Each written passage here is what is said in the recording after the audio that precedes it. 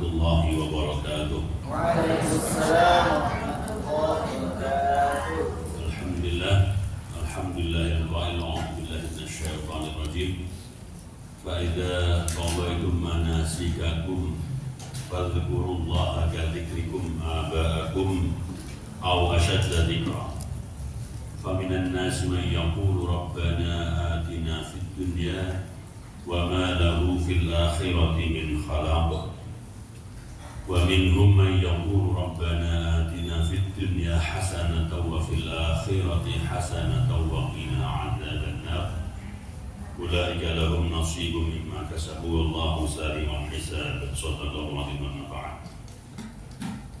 Ibu bapak hadirin yang dirahmati Allah, alhamdulillah pada kesempatan pagi hari ini Allah Subhanahu wa taala memberikan karunia yang luar biasa kepada kita, sehingga di pagi yang cerah ini kita bisa berkumpul di salah satu rumah Allah Subhanahu wa taala. Mengingat apa yang disampaikan oleh Rasulullah Muhammad sallallahu alaihi wasallam, barang siapa orang yang berkumpul di salah satu rumah Allah, yaitu di masjid, ya, untuk membaca Al-Quran, untuk sholat, untuk membahas ayat-ayat Allah, maka Allah Subhanahu wa ta'ala akan turunkan para malaikat dengan rahmatnya, dengan rahmat Allah, dan Allah membanggakan, menceritakan keadaan kita di hadapan para malaikat-malaikat yang mulia. Jadi saat ini kita sedang disuting, bukan Indosiar atau SCTV, tapi yang penting Allah Subhanahu wa ta'ala. Oke sing dibon kok ngomong diri kok dikono kae anteng pun dikono kae khusuk sampeyan ngantuk Allah. Bapak Ibu yang dirahmati Allah, mohon izin ya, nanti mungkin saya sekitar jam 7 lebih dikit saya mohon izin. Dan kebetulan hari ini saya ada ditugaskan, saya ke insyaallah siang sore nanti saya ada acara di Kuala Lumpur di Malaysia, dan insyaallah beberapa hari kemudian saya dapat undangan juga ke China. Jadi sekarang kita memang sangat dinyamankan ya untuk perjalanan ke luar negeri, bahkan lebih gampang daripada dalam negeri. Jadi saya ingat akhir Desember kemarin itu dari Jogja ke Taiwan itu tiket hanya 1.300.000. Kebetulan saya pulang ke sini ke Jakarta balik, sampai di Jogja ditugaskan ke Medan, Jogja Medan 2.800.000.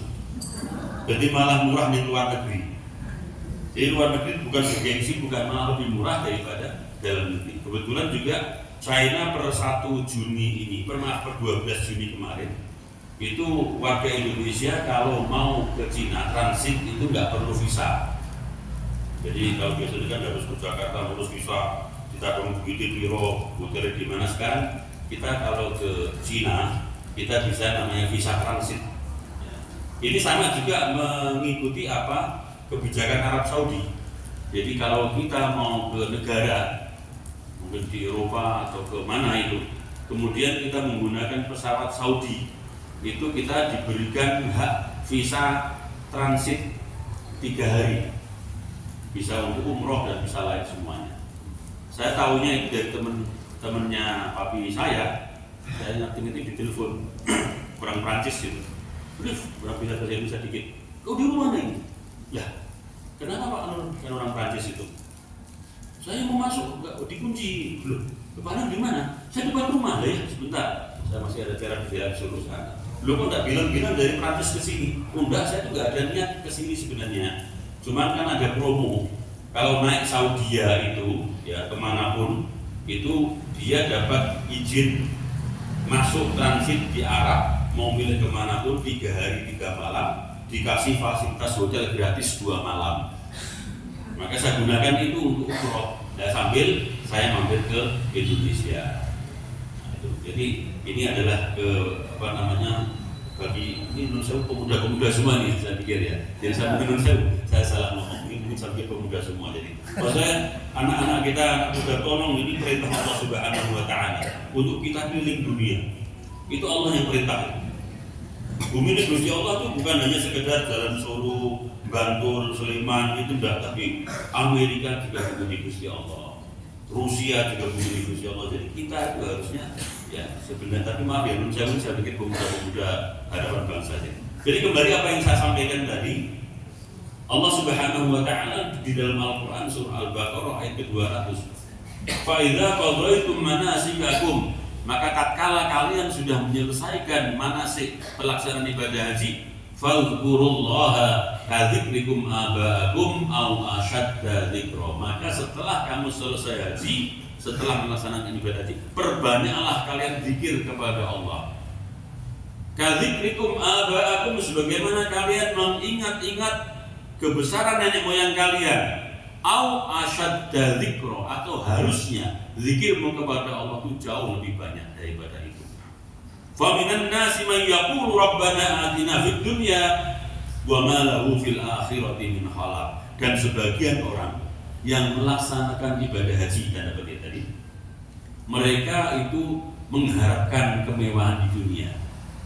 Ya Tuhan kami, jadikanlah dengan haji ini saya diberikan sukses di dunia. Wa ma lahu fil akhirati min khalaq. Dan orang yang niatnya seperti itu, dia tidak mendapatkan balasan apapun di akhirat. Wa minhum man yaqulu rabbana atina fid dunya hasanatan wa fil akhirati hasanatan wa qina adzabannar. Dan sebagian lagi orang yang melaksanakan ibadah haji itu, dia berdoa mengharapkan kebaikan di dunia sekaligus kebaikan di akhirat dan minta perlindungan Allah dari siksa neraka. Mereka itulah yang mendapatkan balasan terbaik dari Allah Subhanahu wa taala, dan Allah sangat cepat balasannya. Bapak Ibu yang dirahmati Allah. Jadi kebetulan tahun ini kita ada satu isu yang luar biasa, berita terkait dengan ibadah haji, di mana hampir kira-kira 20 ribuan orang Indonesia yang sudah bayar haji lunas, regane orang main-main, antara 300 sekian juta sampai 950 juta orang iso makan. Ya, namanya haji furoda. Ada juga yang sudah berangkat, wis numpak pesawat tekan Jeddah, didelok visane dikon bali. Ya. Jadi kenapa? Jadi kalau kita laksanakan, ya, kita perlihatkan, kita perhatikan bersama haji, ya, kalau kita mau berangkat kemanapun ke luar negeri di luar Indonesia, kita harus mengurus aturan, mengikuti aturan namanya visa, izin untuk masuk dan berkegiatan di tempat tersebut. Kebetulan ibadah haji dilaksanakan di Arab Saudi, maka kita kalau mau masuk ke Arab Saudi, mau melaksanakan haji, maka kita harus punya visa. Nah, visa haji kita namanya kalau disebut dengan visa reguler. Visa dibagi beberapa macam. Ya, visa haji khusus untuk haji. Ya, visa juga visa umroh, ya, khusus untuk umroh dengan batasan waktu tertentu. Ya, ada juga visa kunjungan. Ya, visa kunjungan, ya, visa ziarah, ada ziarah saksiyah, ada ziarah tijarah, ada kunjungan yang untuk mengunjungi saudara atau kunjungan dalam rangka bisnis. Di Arab Saudi juga sama seperti itu. Dan ada juga visa kerja, visa amil. Nah, saya kebetulan tahun lalu saya mendapatkan visa, ya, yang namanya saksiyah tadi. Saya dikasih waktu visa 90 hari. Jadi saya boleh tinggal di Arab Saudi selama 90 hari. Ya, saya memang sengaja saya datangkan adalah di akhir Ramadan. Ya kan? Sehingga apa? Saya hitung-hitungan saya, wah berarti ini saya masih dapat izin tinggal sampai 90 hari sampai nanti pelaksanaan ibadah haji. Saya sempat hampir, wah apalagi teman saya yang di sana menawarkan itu kos-kosan. Mas Arif tinggal aja, saya ada kamar 02 itu dipersilakan pakai itu. Tapi tak pikir-pikir, kebetulan saya ada kerjaan lain sehingga saya nggak bisa laksanakan. Dan ternyata ini tahun ini ada salah satu dosen di Madura yang dia menggunakan visa seperti ini. Akhirnya apa? Tahun ini ternyata ketatnya luar biasa. Pemerintah Arab Saudi mengawasi itu sampai bawa drone, sehingga orang-orang tersebut yang pakai visa saksiyah itu untuk lanjut haji, konangan, dioyak askar, melarikan diri lewat gurun sampai kehausan, panasnya ngentang-ngentang, akhirnya ada yang meninggal dunia. Innalillahi wa inna ilaihi raji'un. Nah ini karena dia tidak menggunakan visa yang tadi sebenarnya. Walaupun dia boleh tinggal selama tahun 90 hari sekian. Nah kenapa ada visa furoda kok dia enggak bisa berangkat tahun ini padahal harus bayar 150 juta? Ya banyak.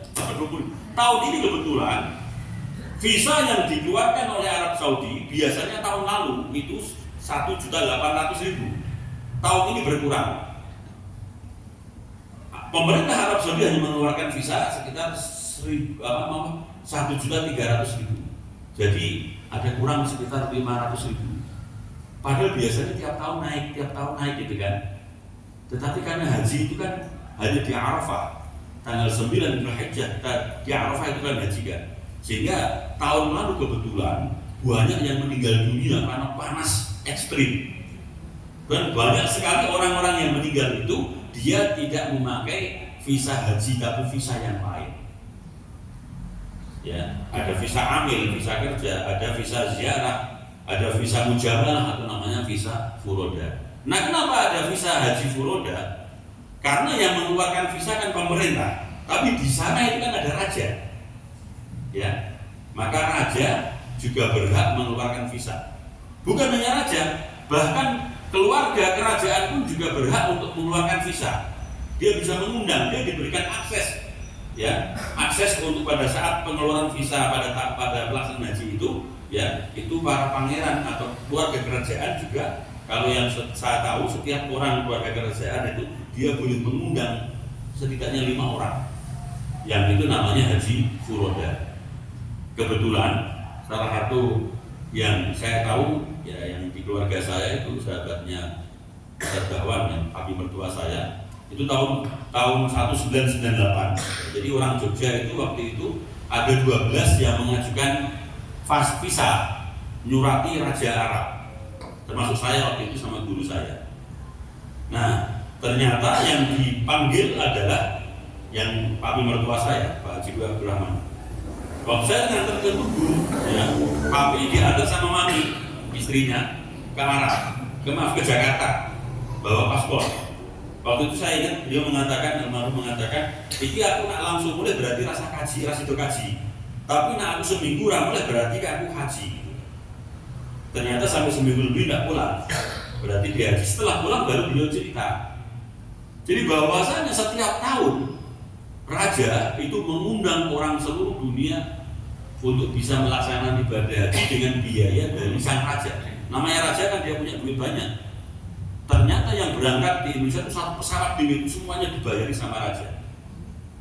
Lah waktu itu papi mertua saya katanya waktu di Saudi, waktu malam di Jakarta, waktu di kedutaan di Jakarta dari pagi itu, dari subuh sampai kedutaan, sampai sore jam 4 itu nggak diapa-apa nih gitu. Nah sekitar jam 4:30 dipanggil untuk menghadap ke lantai 2, ditemui sama konsulnya, wakil duta besar. Nah ditanya kan, udah bawa paspor belum? Bawa, ya kan? Nah papi saya ternyata ngasih 2 paspor. Lah ini punya siapa? Ini punya istri saya.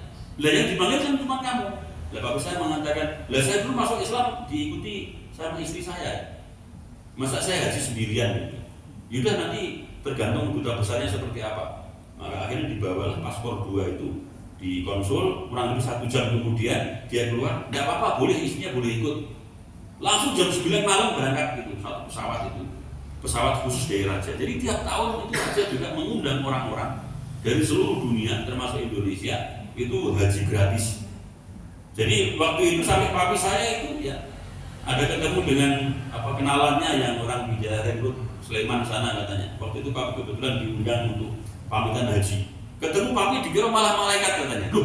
Loh, kan tidak ada, memang papi saya datangnya sangat terlambat. Nah kebetulan ada satu bukti, ya. Papi saya itu foto bareng sama mantan rektor UGM Prof. Sofyan Effendi. Itu juga kebetulan hotelnya juga dekat dengan hotelnya yang papi haji tadi. Jadi maksud saya adalah ini haji furoda. Nah kenapa kok sampai dengan harganya 950 juta? Wallahu a'lam bishawab. Memang namanya Arab, ya, itu kalau ngasih harga sak seneng-senengnya dewi. Karena yang butuh orang seluruh dunia. Hotel itu kadang ya regane kadang ya 1 juta, kadang gratis, kadang regane sedino semungi 30 juta itu aja. Wong kalau kita ke Magelang itu ada hotel Aman Jiwo, bukan Lali Jiwo. Kalau Lali Jiwo kan di Kaliurang. Aman Jiwo itu semalam itu 40 juta Bu. Hotel di dekat Borobudur. Itu ada dulu namanya kaisar dari kanselir Jerman, Helmut Kohl. Itu dia katanya 20 tahun itu nggak bisa tidur nyenyak. Begitu nginep 440 juta semalam di hotel Aman Jiwo itu katanya turun 5 taksek katanya gitu. Nah kalau itu kira-kira yang hotel bayar 400 juta buat kira-kira. Stres. Stres. Jadi itu kembali kepada haji furoda. Jadi, nah kenapa kok sampai 100 juta dibayar untuk orang melaksanakan ibadah haji? Karena memang haji dan umrah itu ibadah spesial, ya kan? Dalam artian apa? Banyak sekali manfaat-manfaat yang kita bisa ambil.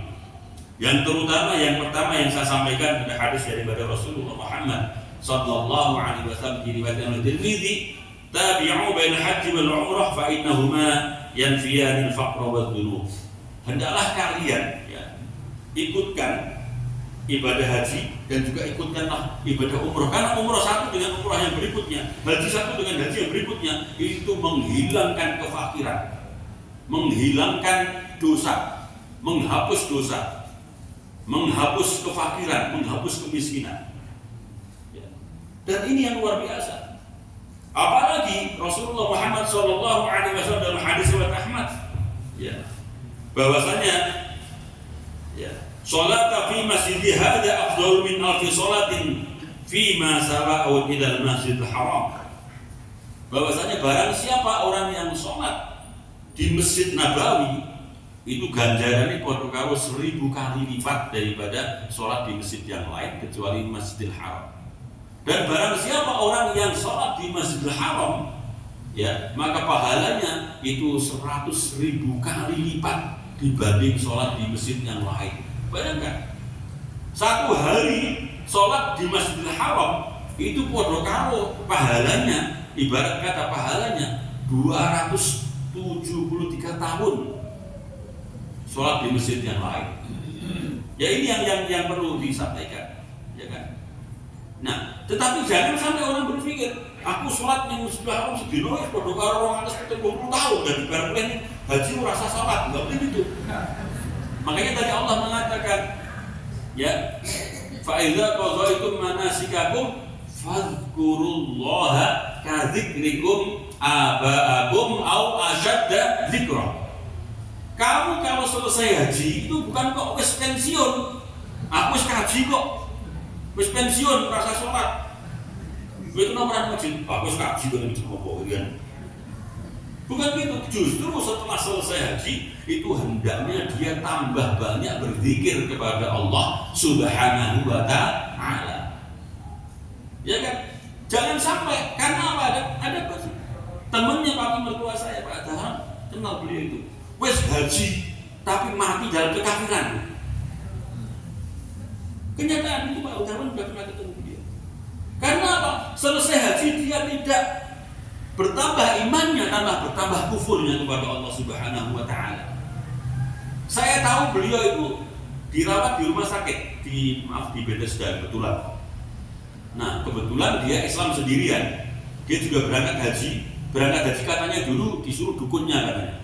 Gue nak pengen sugih mangkat haji. Akhirnya dia Islam kemudian berangkat haji. Itu orangnya dari Grobogan. Saya kenal lama itu karena saya di Grobogan terkenal punya foto studio. Saya kaget kan ternyata pindah ke Jogja. Saya ketemu di pengajian, Pak Dawan sering ikut pengajiannya itu. Tapi beliau pada saat konsolat orang gelem alasan aku wong NU, aku kan wong Muhammadiyah. Jadi kan gitu. Ya itu terus. Ya sampai akhirnya papi meninggal. Biasanya dengan papi masih mau sholat masih apa. Bahkan pernah jadi wakil ketua pengurus Persatuan Islam di Yogyakarta. Luar biasa itu. Tetapi dia kebetulan, kalau papi saya alhamdulillah ya semua keluarga Islam semua alhamdulillah. Kebetulan beliau itu udah berangkat haji tapi istrinya masih agamanya tahu, anaknya ada Katolik, ada yang Buddha, ada yang Kristen. Saya kebetulan jadi guru Mandarinnya di keluarga itu, ya kan? Nah akhirnya apa? Saya tahu setelah papi meninggal, beliau tadi kumpulnya dengan orang-orang yang bukan orang Islam. Ya bahkan dia merasa dihapusi ning Islam, kon di sedikit-sedikit diajari proposal jalur duit gitu loh. Wah sedangkan kalau lain kan juga mangan-mangan gratis gitu kan. Nah, akhirnya apa, beliau sakit di BDSK, saya datangi, keluarganya udah datangi, mas nggak jangan apa, jangan didungani. Ya, kenapa? Wis papi wis ora Islam meneh gitu, kaget saya kan. Kemudian akhirnya apa? Meninggal dunia. Malam hari itu juga saya datangi ke rumahnya karena khawatir dia diajak nih maaf ya mau disemayamkan, mau dikremasi itu kan. Saya malam-malam jam 1 malam itu saya ngajak dengan takmir masjid ya, dengan Pak Mujidin juga tak ajak malam-malam itu. Kebetulan ketua RW-nya ini saya kenal.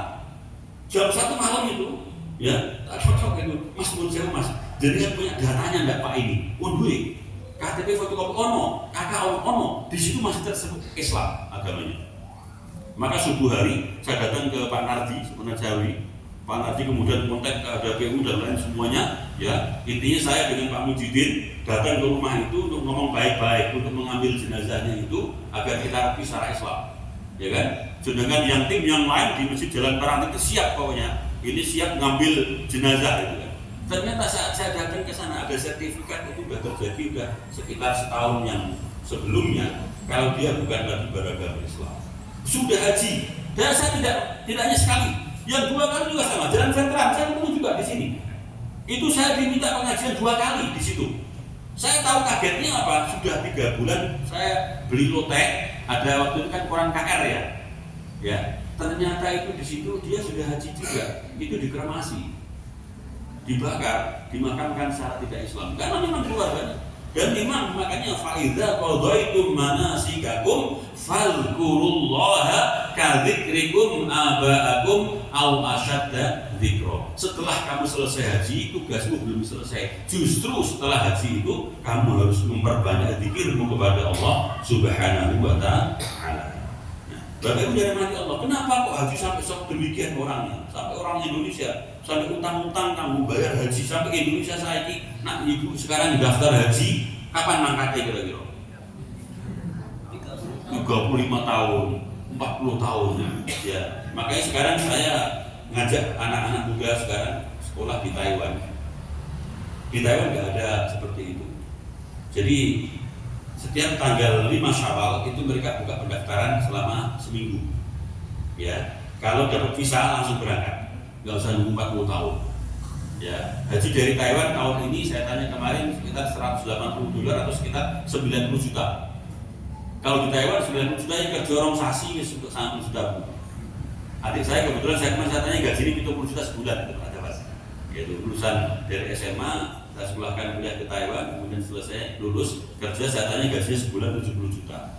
Itu beberapa juga dari anak-anak SMA Muhammadiyah yang kita kirim ke sana. Jadi ini seperti itu. Nah kenapa kok di Indonesia sampai demikian?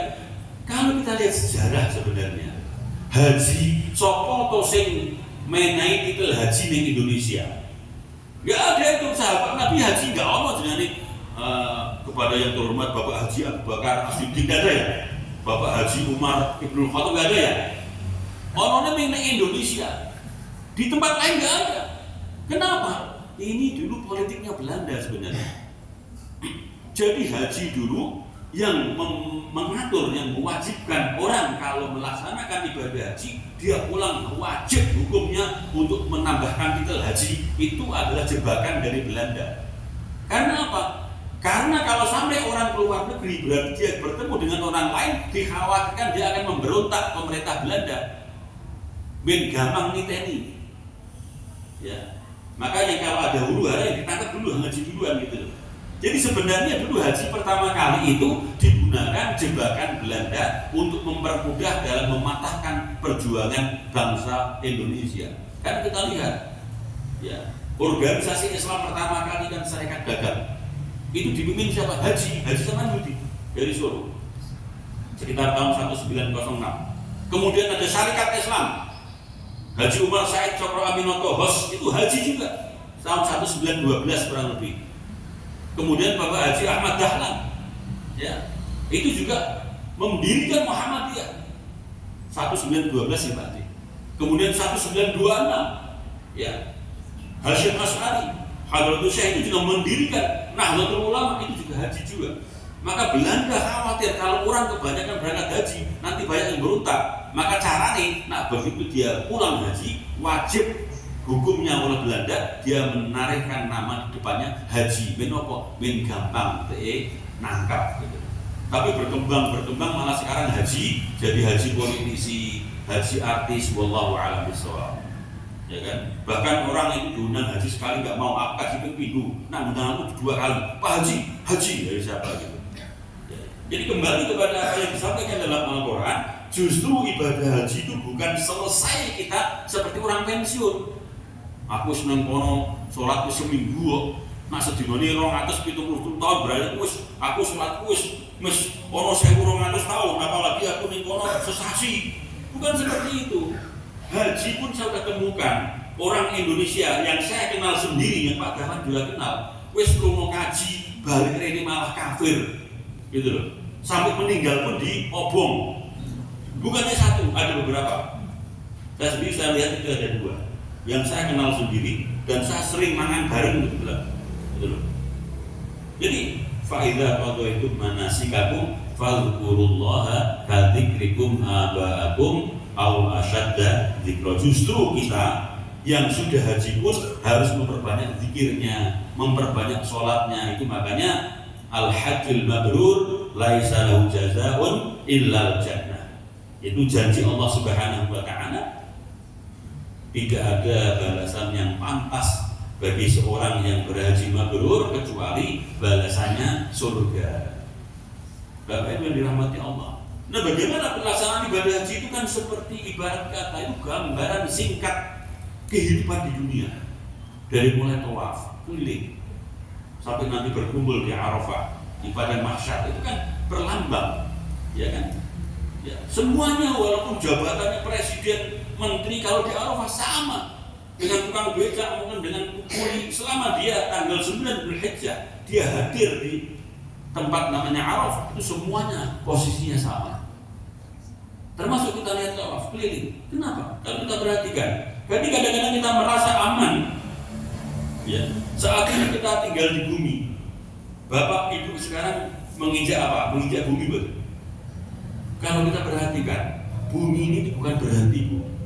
Kalau kita belajar ilmu pengetahuan, ya, bumi di sini itu dia berputar, namanya berotasi, ya. Yang mana kecepatannya itu 1600 km per jam. Bumi ini berputar. Kecepatan putarannya adalah 1600 km per jam. Dan bumi ini berevolusi. Cepat untuk apa? Mengelilingi matahari. Kecepatannya berapa, bumi? 108.000 km per jam. Jadi bumi ini nggak berhenti. Cuman kenapa kita nggak merasakan? Karena kecepatannya konstan. Ya kan? 1600 km per jam. Pertanyaannya, kalau ono malaikat iseng, mungkin malaikat Israfil, saya nggak tahu ya. Kok iseng nih? Kayak katanya ini kan sekarang baru perang Iran sama Israel ya. Kita nggak tahu seperti apa. Tapi andai kan Korea Utara sing biasa digebuyon Kim Jong Un kan masih muda itu. Dia punya tombol nuklir. Andai kan dia iseng, wah daripada gabut malam-malam kalau gabut tombol nuklir diblung, wah gabut. Dan kalau andai kan malaikat umpamanya guyon ya, malaikat itu iseng tombol rotasi bumi ini di mandeknya 1 detik saja bumi ini berhenti berputar dari porosnya, apa yang terjadi?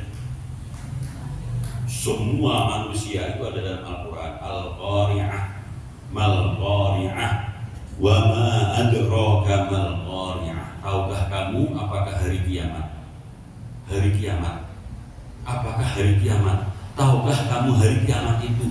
Yauma yakunun nasu kal farashil mabsus wa takunul jibalu kal 'ihnil manfush. Pada hari itu manusia berterbangan seperti anai-anai laron. Kenapa? Kalau bumi ini kok berhenti berputar, otomatis semua yang ada di bumi ini akan kena puting beliung kecepatan 1600 km ke arah timur. Wabeh. Bayangkan, 1600 km per jam kecepatannya itu semuanya itu akan menghancur kabeh. Gunung-gunung pun juga akan jebol kabeh. Jadi masa kita merasa aman gitu? Ini semuanya karena rahmat Allah Subhanahu wa Ta'ala. Maka bagaimana? Kenapa Allah menciptakan ini semua? Wa ma khalaqtul jinna wal insa illa liya'budun. Allah Subhanahu wa Ta'ala menciptakan jin dan manusia ini semua semata-mata hanya satu tujuan, yaitu ibadah kepada Allah. Maka tolong ibu bapak yang dirahmati Allah, yang saya hormati, apapun kegiatan kita niatkan sebagai ibadah. Kita minum niatkan ibadah. Agar apa? Tubuh ini perlu dijaga. Tubuh kita ada paling banyak dari air, maka harus kita kasih haknya. Tubuh ada haknya, mata ada haknya, semuanya ada haknya. Dan kewajiban kita beribadah kepada Allah. Yang terpenting dalam ibadah ada sholat. Awwalu ma yuhasabu bil 'abdi yaumal qiyamah as-shalat. Yang pertama kali dan utama nanti yang akan ditanya adalah sholat kita. Maka hendaknya kita dalam hidup ini niatkan kita hidup ini adalah untuk menunggu waktu sholat. Segera sholat. Kita selesai sholat subuh, niatkan untuk menunggu datangnya waktu zuhur. Sambil menunggu datangnya waktu zuhur, kita isi dengan kegiatan-kegiatan niatnya ibadah. Minum pun ibadah. Bismillah.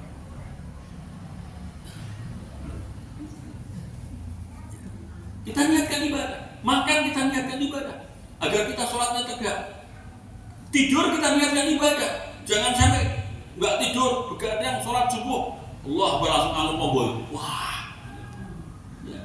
Makanya kita siang hari pun sebelum zuhur kita disunnahkan untuk tidur siang sejenak, biar apa? Waktu zuhurnya tidak ngantuk. Ya kan? Jadi begitu kita selesai sholat zuhur, niatkan lagi saya menunggu waktu datangnya sholat asar. Begitu dipanggil asar segera datangi. Ya kan? Demikian selesai asar kita tunggu waktu sholat maghrib.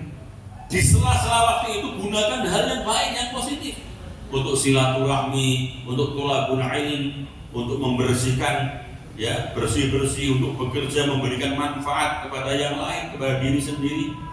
Demikian seterusnya. Makanya kalau kita sebenarnya, kalau surga, tadi saya sampaikan sebagai penutup, bukan hanya haji yang mabrur yang dapat surga, ya kan?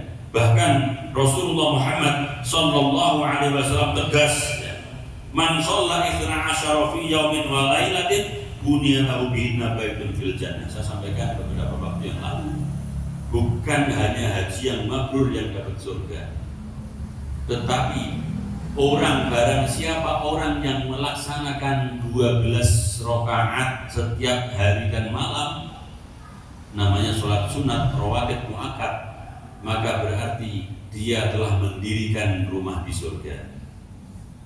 Apa saja 12 rakaat tadi Ibu sudah sampaikan?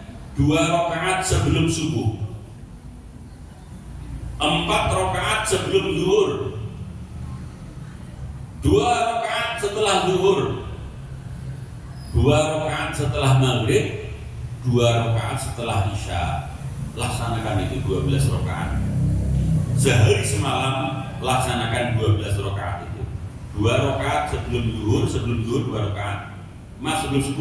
Sebelum subuh 2 rakaat, 4 rakaat sebelum zuhur 4 rakaat.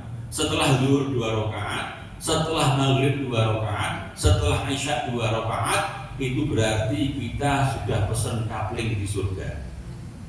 Jadi jangan hanya bangga, alhamdulillah mas anak kula wis ayem kula omahe men lunas KPR nggih niku anake kula nggih tahun ngarep lunas, niku sing nomor 2 ki 10 tahun lunas. Kalau kita pikir ya Bapak Ibu ya, kita contohnya kita kredit rumah itu kan kira-kira umur 35 tahun ya, utangnya 30 tahun, jadi sudah 5 tahun lagi lunas. Umurnya apa ini berapa ratus tahun kira-kira? Ya kan tidak lama kan itu kan. Tetapi justru kita lupa.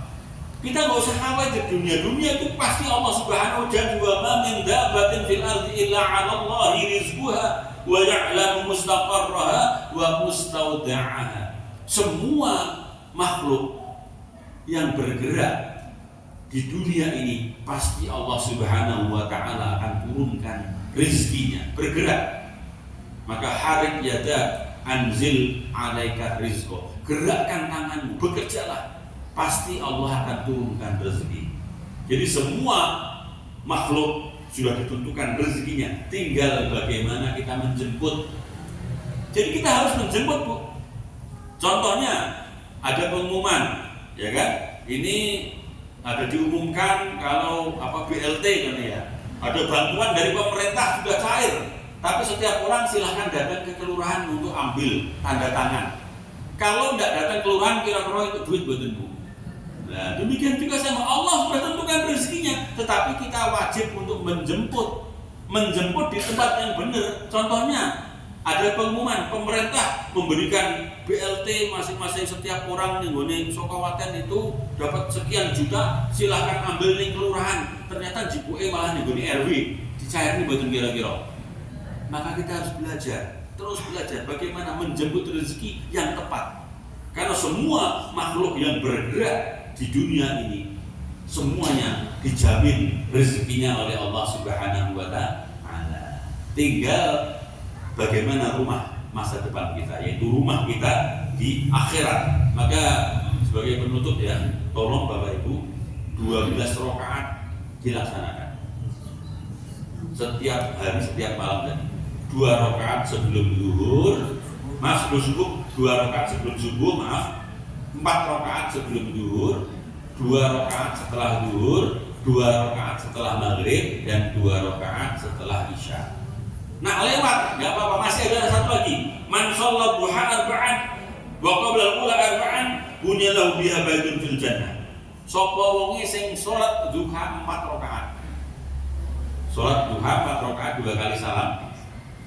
Ditambah dengan salat sebelum zuhur 4 rakaat. Itu pun juga Allah Subhanahu wa Ta'ala janjikan kepada kita untuk rumah di surga. Jadi minimal nak ora iso 12 rakaat, minimal 4 rakaat duha, 4 rakaat sebelum zuhur. Itu paling minimal nak iso. Itu minimal itu kita sudah membangun kapling rumah di surga. Jadi tidak hanya haji yang mabrur, yang UNH-nya tadi bayarnya sampai 150 juta, tapi ternyata visanya juga bisa jadi tidak keluar, ya. Dan itu kemarin sempat pemerintah Indonesia katanya mau diancam Arab Saudi tahun depan kuotanya mau diturunkan 50%. Karena apa? Wong Indonesia mengitar mati itu. Jadi yang datang haji tua misalnya. Tekan kono karena sekarang panas ekstrim, banyak yang meninggal dunia. Kemarin sempat diancam di Indonesia. Ya karena apa? Untuk melaksanakan ibadah haji selain biayanya cukup lumayan tinggi, tapi daftar tunggunya sampai 40 tahun. Jadi makanya ada beberapa ulama yang baru mengkonversikan, mereka baru berkumpul bahwasanya untuk saat ini haji itu mungkin karena haji itu wajib kan manis tato'a ilaihi sabila. Kalau kondisi sekarang masa tunggu sampai 40 tahun itu ya bagi umur yang sudah tahu secara wajib, maka kita bisa mencari yang lain. Surganya banyak sekali. Allah Subhanahu wa Ta'ala membuka pintu surga demikian luasnya, ya kan? Allah Subhanahu wa Ta'ala banyak sekali amal-amal soleh kita yang dengan itu kita bisa mendapatkan surga. Di antara tadi yang saya sampaikan, sholat sunat 12 rakaat, ya. Kemudian atau kalau ras 4 minimal 4 rakaat duha, 4 rakaat sebelum zuhur. Gusti kami Nabi mengatakan, man sholat duha arba'an wa qabla zuhur arba'an bunya lahu biha baitun fil jannah. Barang siapa orang yang melaksanakan 4 rakaat duha dan 4 rakaat sebelum zuhur, maka berarti dia telah membangun rumah di surga. Insya Allah seperti yang saya bisa sampaikan. Usini wa ya Allah. Kalau ada yang mau ditanyakan silakan sebelum kita tutup. Yeah. Kalau sampun monggo kita bersama berdoa kepada Allah Subhanahu wa Ta'ala. Yang ini doa saya nanti yang pertama, kita mohon ampunan atas dosa-dosa kita kepada Allah, dan kita juga mohonkan ampunan atas dosa saudara-saudara kita yang telah mendahului kita dalam beriman kepada Allah. Yang pertama. Yang kedua, kita mohon surga. Dan kita mohon nanti kita dengan anak keturunan kita semuanya berkumpul di surga. Dan yang terakhir, kita mohon kepada Allah agar bangsa Indonesia diberikan sebagai negara yang betul-betul baldatun thayyibatun wa rabbun ghafur bi barakatil Fatihah. A'udzu billahi minasyaitonir rajim. Bismillahirrahmanirrahim. Alhamdulillahirabbil alamin. Arrahmanirrahim. Maliki yaumiddin. Iyyaka na'budu wa iyyaka nasta'in. Ihdinas shiratal mustaqim. Shiratal ladzina an'amta 'alaihim ghairil maghdubi 'alaihim waladdallin. A'udzu billahi minasyaitonir rajim. Bismillahirrahmanirrahim. Alhamdulillahirabbil alamin. Hamdan syakirin, hamdan na'imin, hamdan yuwafi ni'amah wa yukafi mazidah. Ya Rabbana lakal hamdu kama yanbaghi li jalali wajhika wa 'azimi sultanik. Allahumma shalli ala Muhammad wa ala ali Muhammad kama shallaita ala Ibrahim wa ali Ibrahim innaka Hamidum Majid. Rabbi ighfirli wa li walidayya warhamhuma kama rabbayani shaghira. Rabbi ighfirli wa li walidayya warhamhuma kama rabbayani shaghira. Rabbi ighfirli wa li walidayya وللمؤمنين يوم يقوم الحساب. ربنا اغفر لنا ولوالدينا ولمشايخنا جميع المسلمين والمسلمات. ربنا آتنا من لدنك رحمة وهيئ لنا من أمرنا رشدا. ربنا ظلمنا أنفسنا وإن لم تغفر لنا وترحمنا لنكونن من الخاسرين. اللهم إنا نسألك رضاك والجنة ونعوذ بك من سخطك والنار. اللهم إنا نسألك رضاك والجنة ونعوذ بك من سخطك والنار. اللهم إنا نسألك رضاك والجنة ونعوذ بك من سخطك والنار. ربنا آتنا من لدنك رحمة وهيئ لنا من أمرنا رشدا. لا إله إلا أنت سبحانك إني كنت ظالم. اللهم لا تدع لنا في مقامنا هذا ذنبا إلا غفرته ولا مريضا إلا شفيته ولا عائبا إلا سترته ولا مسترزقا إلا رزقته ولا فقيرا إلا غنيته ولا جاهلا إلا علمته ولا حاجة من حوائج الدنيا والآخرة إلا قضيتها. Ya Allah, karuniakanlah kepada kami yang berkumpul di masjidmu ini ya Allah ampunan atas dosa-dosa kami ya Allah. Karuniakanlah kepada kami yang berkumpul di masjid ini ya Allah ilmu yang bermanfaat ya Allah. Karuniakanlah kepada kami yang berkumpul di masjid ini kesehatan. Berikanlah kepada kami amal soleh, berikanlah kepada kami anak-anak yang soleh dan solehah, dan kumpulkanlah kami bersama dengan anak keturunan kami semua di surga yang telah Engkau janjikan. Rabbana atina fid dunya hasanah wa fil akhirati hasanah wa qina adzabannar. Wa sallallahu ala khairil khalqi Muhammadin nabiyyi ummi ala sahbihi baraka wa salam. Subhana rabbika rabbil izzati amma yasifun wa salamun alal mursalin walhamdulillahi rabbil alamin. Usini wa iyyakum bittaqwa. Wassalamualaikum warahmatullahi wabarakatuh. Terima kasih kami sampaikan pada Ustadz Arif Misbahul yang sudah menyampaikan tausiah dan juga sudah memimpin doa untuk kita semuanya. Semoga apa yang tadi beliau sampaikan dan juga doa yang tadi kita semuanya panjatkan, Allah Subhanahu wa taala senantiasa mengabulkan doa